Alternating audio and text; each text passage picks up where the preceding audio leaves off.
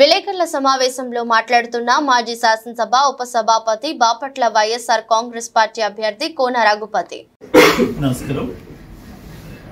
ముందుగా బాపట్ల నియోజకవర్గంలో బాపట్ల ఓటరు మహాశయులందరికీ కూడా అందరినీ కూడా అభినందిస్తూ ఉన్నాను.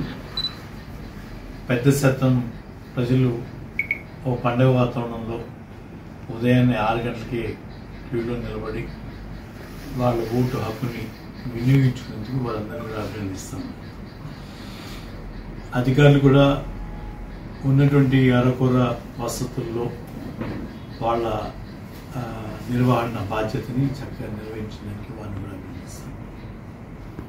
చెదురుమదురు సంఘటనలు తప్ప ప్రతిగా ఇక్కడ కూడా ఎటువంటి గొడవలు లేకుండా ప్రశాంతమైనటువంటి వాతావరణాన్ని నెలకొల్పినటువంటి నాయకులకి, పోలీసు వారికి సహకరించినటువంటి పోలీసు వారికి వారిని కూడా అభినందిస్తాను.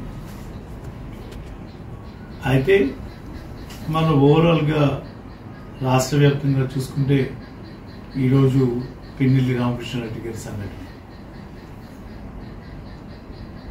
జరిగినటువంటి సంఘటన అది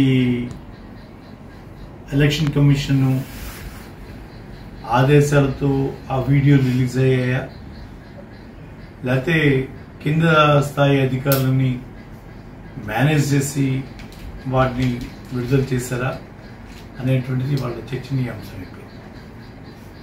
తప్పులు కాసేపు పక్కన పెడితే ఒక బూత్లో రిగ్గింగ్ జరిగినటువంటి అంశాన్ని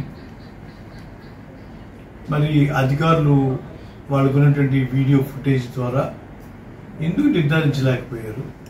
ఆ సమయంలో ఆ రిగ్గింగ్ జరిగినటువంటి బూతుల్లో ఎక్కడ కూడా రీపోలింగ్కి ఎందుకు ఆదేశించలేదు?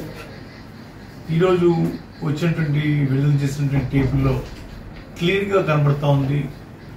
రెండు సంఘర్షణకి ప్రతి సంఘర్షణ రెండు కనబడతా ఉన్నాయి. అక్కడ ఎవరిది పెద్ద తప్పు ఎవరిది చిన్న తప్పు అనేది మనం పక్కన పెట్టేస్తే ఆ వివాదంలోకి వెళ్ళకుండా అది కోర్టుకు వదిలిపెట్టేస్తే అక్కడ చర్యకి ప్రతి చర్య ఏంటి? అక్కడ రిగ్గింగ్ జరిగింది. అక్కడ వైసీపీ ఉన్నటువంటి ఏజెంట్ని కొట్టి బయటికి పంపించారు. ఏజెంట్ అయిన వాడిని లేకుండా చేశారు. దానికి ప్రతిచర్యగా ఒక యాక్షన్ జరిగింది.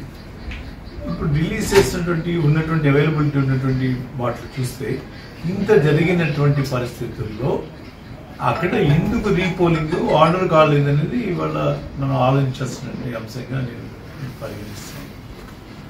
చాలా చోట్ల ఎందుకు తెలుగుదేశం పార్టీ ఎన్డీఏతో అంత ఆరాటపడింది భాగస్వామిగా కావడానికి, 1% కూడా లేని ఓటింగ్ లేనటువంటి బీజేపీ పార్టీతో చేతులు కలిపి ఎందుకు ఏంటంటే ఈ వ్యవస్థల్ని మ్యానిపులేట్ చేయడానికి, వ్యవస్థల్ని వాళ్ళ చేతుల్లో తీసుకోవడానికి మాత్రమే దీన్ని వాడింది.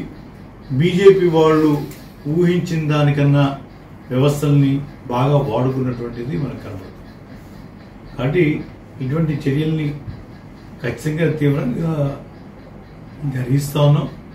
ఇవన్నీ కూడా కోర్టులో కూడా ఛాలెంజ్ చేసేటువంటి పరిస్థితి వస్తుంది.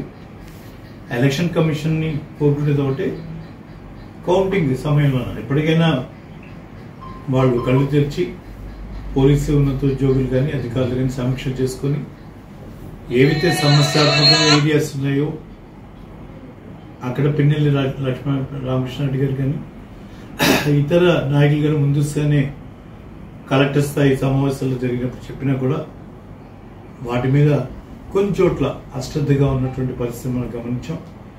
కౌంటింగ్లో కూడా ఈరోజు తెలుగుదేశం పార్టీ ఓడిపోతున్నది అని తెలిసి ఉక్రోషం పట్టలేక దాన్ని ఆ టెంపో మెయింటైన్ చేయడానికి పందాలని చెప్పి అదని ఇదని బెట్టింగ్లని చెప్పి మరి ప్రజల్ని రెచ్చగొడుతూ, క్యాడర్ని రెచ్చగొడుతూ ఎలక్షన్ కౌంటింగ్ దాకా ఈ టెంపోని మెయింటైన్ చేయడానికి విశ్వ ప్రయత్నం చేస్తాం. వాళ్ళ స్వార్థపూరిత శక్తుల వల్ల, స్వార్థపూరిత ఆలోచనల వల్ల